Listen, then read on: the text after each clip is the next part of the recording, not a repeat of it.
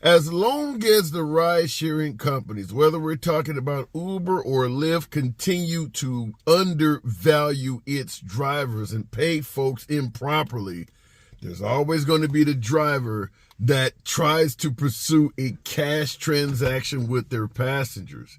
But is it the right thing to do? Is it legal? What up, folks? Once again, it is indeed your boy Tim with another ride-sharing video. Happened to see this one out there in the internet universe and wanted to bring this video to you and certainly discuss it on the other side. Tonight, our hidden cameras catch illegal activity at Fort Lauderdale Hollywood International Airport that some say is putting the public in serious danger. We saw little to no enforcement at all. Licensed and legitimate taxicab drivers say what's going on is costing them big bucks. And Local 10 investigator Jeff Heinz spent time at the airport and is on the case. Within seconds of walking out the terminal door, we were confronted. I'm sorry? I need a ride? I'm waiting for a ride. Are you? I'm Uber. She says she's Uber, and she says the guy in the Kia is Uber too. After declining her offer, she and the man in the Kia parked behind her leave their vehicles unattended at the curb, and we watch as she solicits an arriving passenger.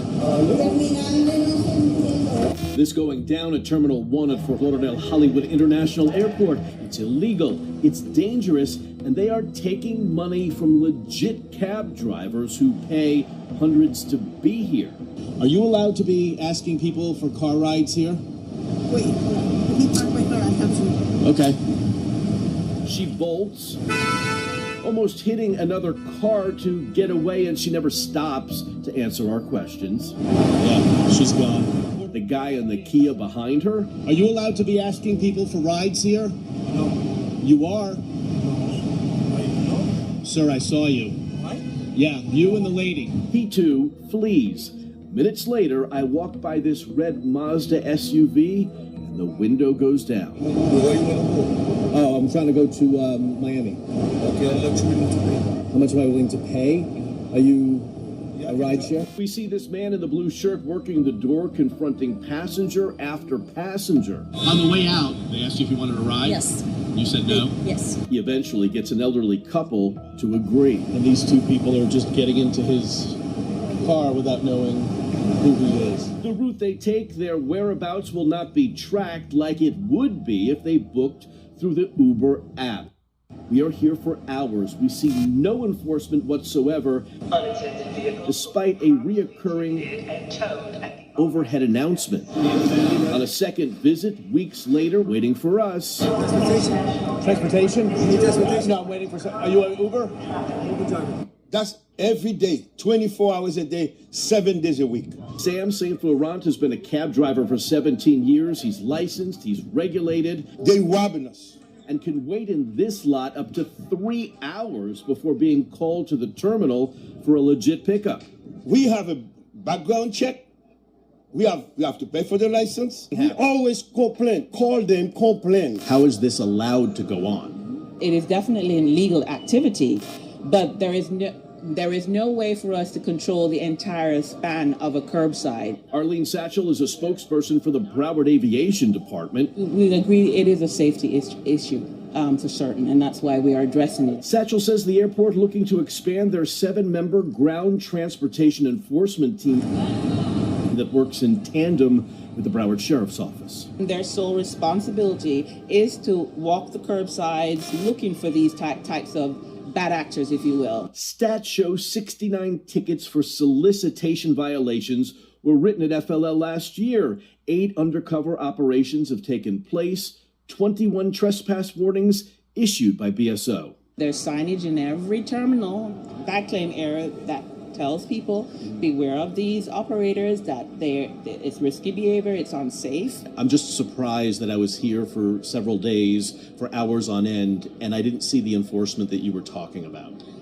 You know, I can't speak to that specific time beyond the fact that I know that enforcement is ongoing. I need a ride? Okay, how much are you willing to pay? How much am I willing to pay? If they're coming back, they're taking a risk themselves to potentially be arrested. At FLL, Jeff Weinz here, Local 10 News. Wow. First off, let me be clear. Let me be candid. I'm a huge fan of initiating a cash transaction with your passenger if you can. Fact is, with Uber and Lyft taking anywhere from 40 to some cases as much as 70 or 80% of the fare, if you can cut them out of the picture, you can make a hell of a lot of money and save your passenger a significant amount themselves. So there is a huge incentive to initiate cash trips with your passenger. Uber and Lyft shouldn't be taking that much of the damn fare to begin with, but we have to ask that question because in this video you see they're referencing Fort Lauderdale, Florida. Is it legal? You see in southern Florida, they're suggesting that some drivers have been ticketed and cited for either trespassing or illegally soliciting fares. Now, it does not seem like in that particular airport, a lot of enforcement is taking place. So listen, where there is a lack of law enforcement, there's going to be an increase of criminal violations. Nevertheless, I would submit right off the bat, if you're going to engage in cash transactions and try to turn your passengers into a cash paying trip, there's nothing stopping you from still becoming an official Uber or Lyft driver to begin with. That way, if you're caught trying to initiate a cash transaction of some of the sort, you can at least say, I'm actually an Uber or Lyft driver in reality. So even if you're doing something crazy like this on the side, still keep up your Uber and Lyft official registration. Now, you see the video, the taxi driver is pissed off that they're regulated and they have to go through a series of laws. That same complaint was aimed at us rideshare drivers in the beginning. I used to drive taxis in transition into ride sharing because at the time ride sharing was paying a decent wage. And even then, they were complaining that Uber and Lyft drivers do not face anywhere near the same government scrutiny and oversight that the taxi business does. And that remains factual to this day. To drive a taxi, they got medallions. Their fares go through the city council before they can get an increase in fare. They're highly regulated, which is probably why it costs a significant amount to get in a taxi to begin with.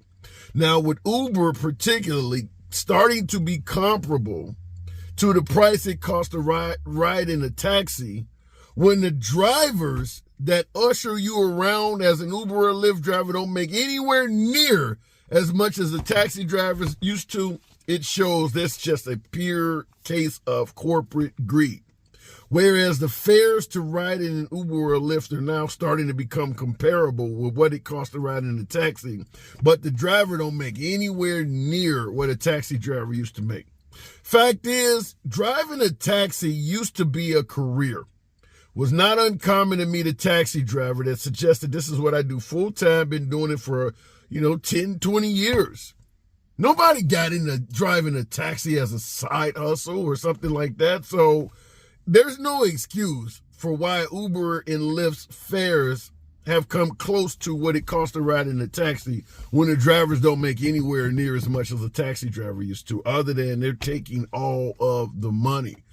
But in regards to transforming your Uber or Lyft passenger to a cash transaction, I think I saw Uber Jeep or one of the other content creators make a really good suggestion on how to do that. And that is when a passenger gets in your car, an official Uber or Lyft passenger, ask them right away, flat out, that they tell you how much they charge for this trip. Most passengers are willing to volunteer readily how much they're paying for the trip. They already know when they're getting in the car how much they're paying for the trip. What they don't know is how much you're getting from their fare. And what you don't know as a driver is how much they're actually paying. The more folks start sharing information, the worse it looks for Uber and Lyft, which is why they've been opposed to transparency from the get-go. But if the passenger is willing to share the fare that they're paying with you, and then you in turn tell them how much you're getting of the fare, it will be quite a surprise to most passengers to know that 50% or more of what they're paying is going to Uber or Lyft. That is your time to make a cash deal with your passenger. Listen, I can stop this trip right now. You're only going to have to pay a couple bucks or so to Uber. Cancel that trip. You give me give me 30, 40, 50% of what you're going to pay Uber, and I'll take you to your destination. Even if they only give you 50, 60% of what they were going to pay Uber or Lyft for the trip, you're likely to make significantly more by taking it from them, and it's obviously going to save them as much as 30 or 40% off of their trip. So there's a ton of room. With Uber and Lyft taking so much of the damn fare, there's a ton of room to make some phenomenal deals with your passengers that they'll readily accept. I mean, you start offering somebody on a trip 30, 40, 50% discount on their trip to pay in cash, folks are going to find a way to do that, particularly if it's long trips, particularly airport trips, which tend to be 5, 10, 20 miles or more. The trip costs $40, and you're going to do it for me for $25 in cash. The driver was only going to get $15. So now the driver's getting $10 extra, and the passenger's saving $15 in the process. You think you won't find passengers all day long that'll take those deals? And you don't have to just be at the airport. Let me make that clear, because in this video, these folks are doing it at the airport, which we know there's a lot of law enforcement around airports, particularly after September 11th. You could do this same shit in front of a club, in front of a concert, in front of any other venue where there's going to be a lot of rideshare passengers looking for vehicles, and perhaps a little bit less in terms of law enforcement. If you're standing outside of a concert that's just getting out, you could probably do this all day and come back and forth and get 3, 4, 5 trips cash. And 4 or 5 cash trips in a row could easily equal 15 to 20 trips you would have done with Uber and Lyft paying you what they want. So it's quite valuable. It's a quite profitable endeavor to take upon, which is why you see folks in the video, even though they're in the airport where they're risking, dealing with law enforcement and receiving a trespassing ticket or even maybe going to jail for a little bit, they're willing to do it. Because if you deal with cash transaction trips where the passenger pays you in cash and you make a deal, you make a lot more. It's not just a couple bucks here or there. I mean, you're making a lot more on your trips. It becomes profitable and it becomes worth doing immediately. In the taxi business, when I was a taxi driver, one of the things we really, really liked, really hope to get with every trip is a long distance trip. In the taxi business, the longer the trip, the more profitable it is. Uber and Lyft, the longer the trip, the less profitable it is, because they skirt the margins. They shrunk the margin so much that if you drive somebody a long distance, you got to drive all the way back at your own expense, and it is not enough money being paid to you to take them to the location to cover that trip coming all the way back. As a taxi driver, it always is. So if you're making cash trips with folks, it definitely is worth doing. But I just want to wrap this video by saying you have to do it tactfully. I don't want you folks going to jail. I understand that Uber or Lyft, if they get wind of it, they're going to likely permanently ban you from using the Uber or Lyft app. You're going to lose that ability. So there are certainly some risks involved in doing it. But there are no shortage of drivers that are willing to do it because it pays so much more than driving for Uber or Lyft. They take too much of the fare. So like I said, the minute you do it, it's going to be profitable right away, particularly if the trip is 10 miles or longer. Let your boy know in the comments, though, to do Uber or Lyft in your market, what is required by the government?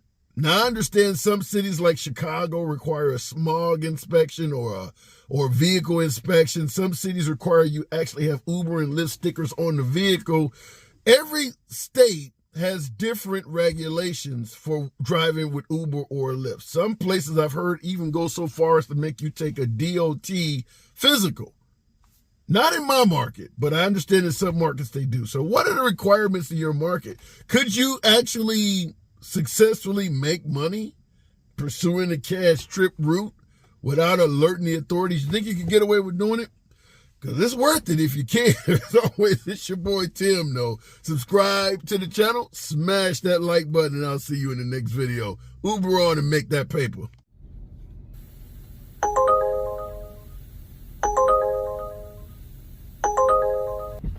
For the love.